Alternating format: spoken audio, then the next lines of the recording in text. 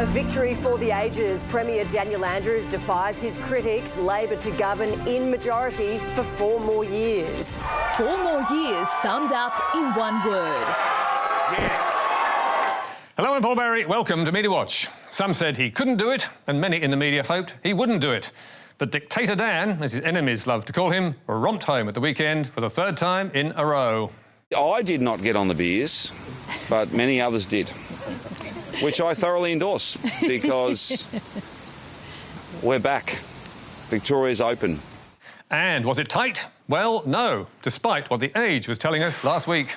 Guy closing gap on Andrews. With the paper's Election Day front page predicting a nail-biter. Late Lib surge puts Andrews under the pump. Meanwhile, with 2 days to go, the Herald Sun was telling readers he would fall short. Hold on to your seats. Sliding Dan now faces minority government. After warning the week before that the Premier was poison. Toxic Dan. Exclusive. ALP fears voters are turning against Andrews. And what was behind all those headlines? Not a lot. And the two-party preferred vote never suggested anything more than a reduced Labor majority. As Dennis Muller wrote in The Conversation yesterday, How could the pre-election coverage have been at once so breathless and misleading? The short answer is because of a combination of groupthink and wishful thinking. blame wishful thinking too for this ludicrous polling story 3 days before the election. Election shock. Exit polling suggests Premier Daniel Andrews is at risk of losing his seat on Saturday. And who said Dan was in danger? The Herald Sun, basing its claim on a tiny exit poll of 159 early voters organised by Andrews' independent challenger. In the end, the Premier won his seat with more than 50% of the primary vote. Whoops. And who could forget the Hun's front-page beat-up about a 2013 car crash in which Andrews wasn't even driving. Crash fight. Exclusive. Cyclist hit by Andrews' car says it was speeding, demands justice. And that wasn't all the Herald Sun had in its dirt file. There was also this ridiculous story. The steps that took down a premier. Which gave us page after page on the time Dan fell down the stairs and broke his back. Suggesting what exactly? That he was drunk, made it up, or was somewhere else at the time? And the nightly attacks on Sky News featured an hour-long investigation into what Peter Credlin called the cult of Daniel Andrews. What happens to Victoria if Daniel Andrews is returned?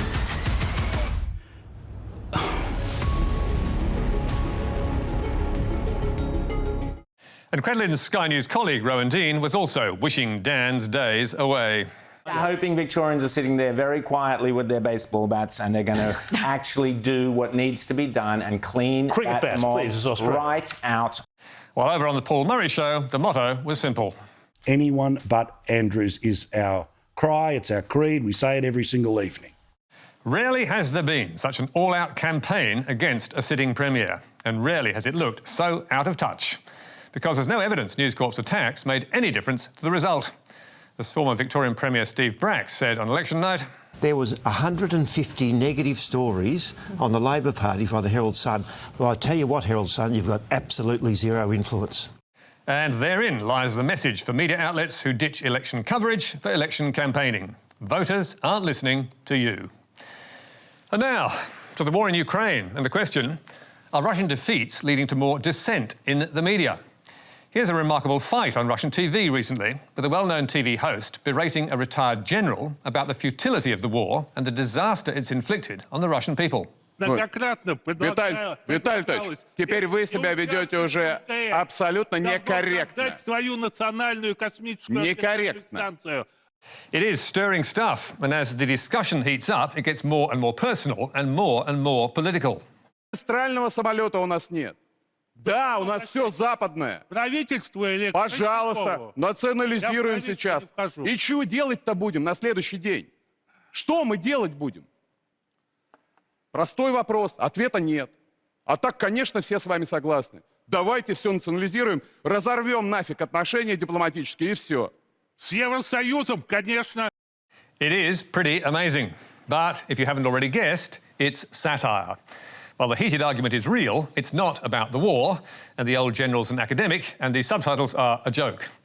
But with an estimated 100,000 Russians dead or wounded in the war and defeat piling upon defeat, there are suggestions that dissent is growing.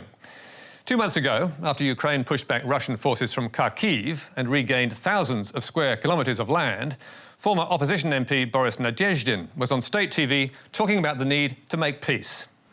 Мы подошли к черте, за которой надо вот просто понимать простую вещь. Вот я могу сказать следующее. Мое предложение будет начать переговоры о прекращении войны. Since then, the defeats have continued, with the key city of Kherson falling to Ukrainian forces 2 weeks ago after 8 months of Russian occupation. Well, this is absolutely incredible. We're on the outskirts of Kherson now. We're being given a military escort. Здравствуйте.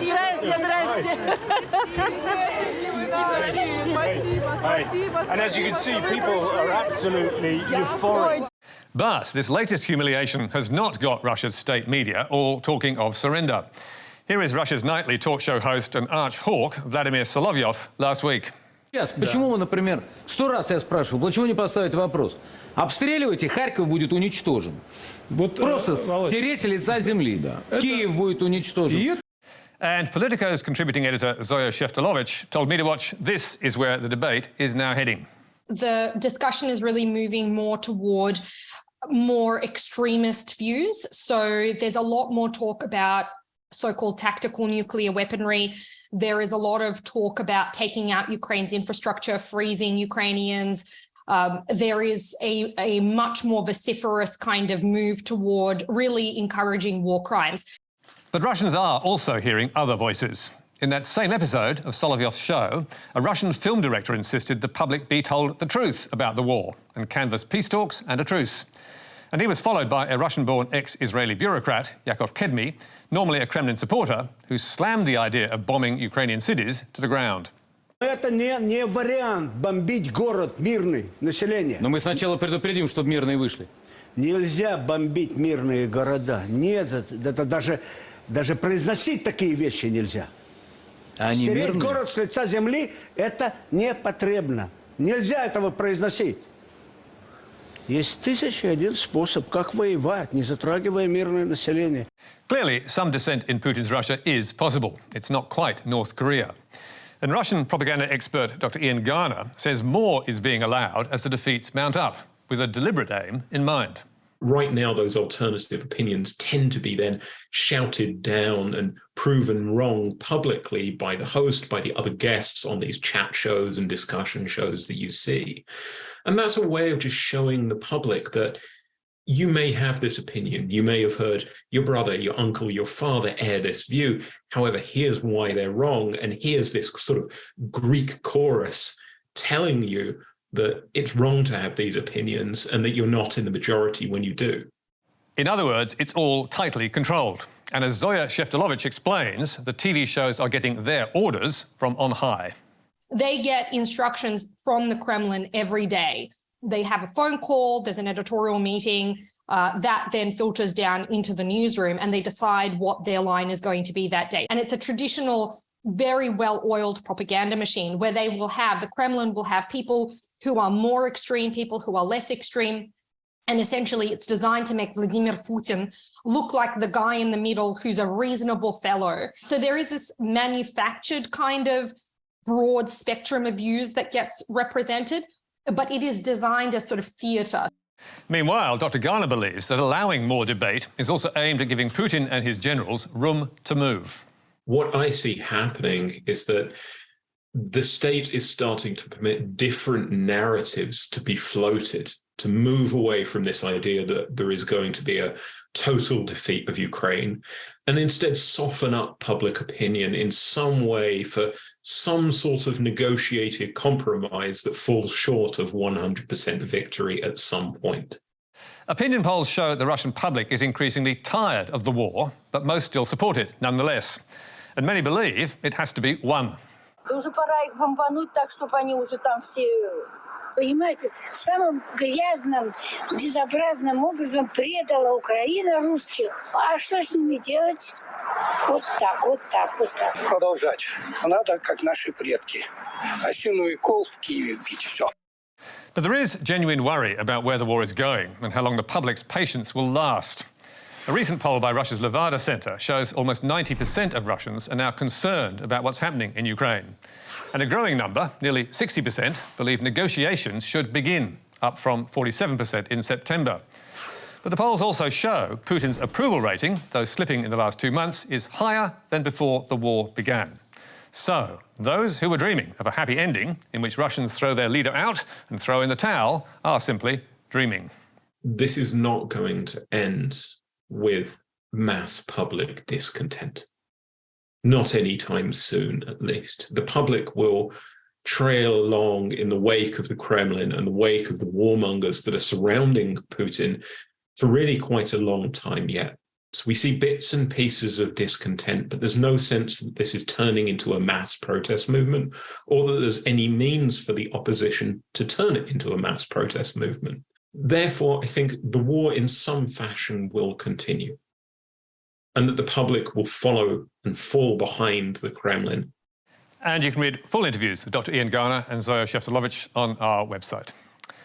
And finally, to a shocking suburban crime and its controversial victim. Responding to a blaze in Bondi just after midnight, this was the suspected work of an arsonist. A fiery message that's hard to miss. I came out to the front door and looked down because we're right next door. I saw flames shooting out the front door of the house.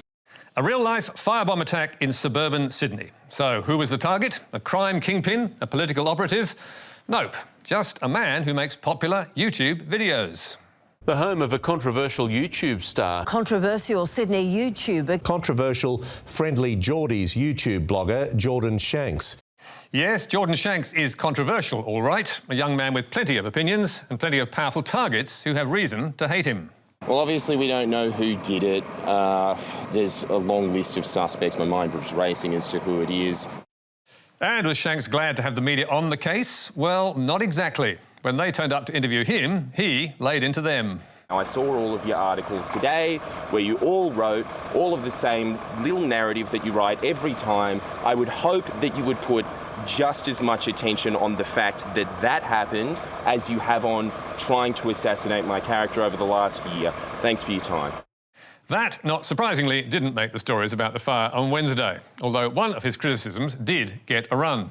The press did everything that they possibly could to make sure that you know exactly where I live. Thank you very much, you vultures. They did indeed, and given the circumstances, they really should not have done. That was irresponsible. And having given the media a serve on his doorstep, Shanks then went to town on his YouTube channel. Let's see how much those sacks of sorry vermin let go to the news, because so far their story has been, with so many enemies and so many people hating him, it's a wonder that this hasn't happened sooner. Oh, okay, so you wish death on me. Thanks so much. The sheer opportunistic interest in their eyes. No empathy whatsoever. Absolute scumbags. Sorry vermin and scumbags. Yes, he's a charmer. And that's what makes the Jordan Shanks story so vexed. Because he's a self-described journalist who doesn't play by the traditional rules of journalism. And in his slick YouTube rants, which go out to more than 600,000 subscribers, most of whom are young and unimpressed by the mainstream media, Shanks names and shames journalists he thinks aren't doing a good enough job. And nobody is spared. The only reason you think Media Watch does a good job is because of the same reason you think all ABC shows do a good job. They just tell you they're doing a good job, and so you think, oh, okay, well, they said it so. They don't hold the press to account. Paul Marrie's got to be friends with half of them. Geordie's attacks are often personal and can be vicious. And in the case of former New South Wales National Party leader John Barilaro, they landed him in court. He's a con man to the core. Powered by spaghetti. Not only did he use the public's money to prop up a friend's failing business, he perjured himself 9 times over. Barilaro sued for defamation, winning $715,000 from YouTube's parent Google, with the judge describing Geordie's campaign as relentless, racist and abusive, and wringing an apology plus $100,000 in costs out of Shanks. So, does he still deserve our support and sympathy? Well, yes, of course. Firebombing anyone is a serious crime, and it looks like someone was really out to get him. Detectives say the same property was also hit without warning by another fire last Thursday. No direct warning or direct message, no. And shaken to boot. Shanks says he'll take an indefinite break from broadcasting. Luckily, this is not something Australian journalists normally have to deal with, but it is not entirely unprecedented. Back in 2002, News Corp's award-winning investigative journalist Hedley Thomas and his family were fired on in their Brisbane home. My daughter woke up screaming. She's 18 months old. My little boy, who's 3, slept through it. We believe that this was an attack, a deliberate intent to cause us serious injury or death. And intrepid Sydney Morning Herald reporter Kate McClymont has had her fair share of run-ins with criminals and standover men. I had one last year where I was writing about an underworld figure, and the next thing I know, I had a text message with my car and my number plate. Look, it does scare the hell out of you, but you can't let them know that. Many journalists face harassment and intimidation. Death threats are common. But torching someone's home because you don't like what they're saying, if that's what happened, is a shocking new development. As Shanks' lawyer Mark Davis told the media after the fire. Yes, he's got character faults that people like to point on, but no one has the record that he has. But doing some hard-hitting journalism, and this is his payday. Someone's trying to kill him. But glad to say they didn't succeed. And if this was an attempt to scare him, silence him or kill him, we hope the New South Wales Police finds who did it and puts them away for a very long time. That's all from us for tonight. Don't forget our latest episode of Media Bites on Facebook, YouTube and iView. We'll see you again next week at the same earlier time of 8:30. Until then, goodbye.